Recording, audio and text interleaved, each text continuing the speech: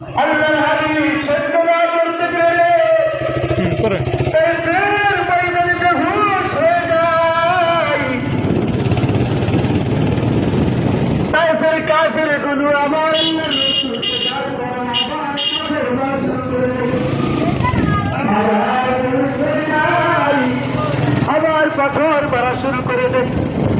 আবার একবার এরকম তিনবারের সময় তখন হাবিব দাঁড়ানোর মতো কোনো ক্ষমতা রাখেন না। শিষ্য দেখে বলেন মায়া লেগে যায়।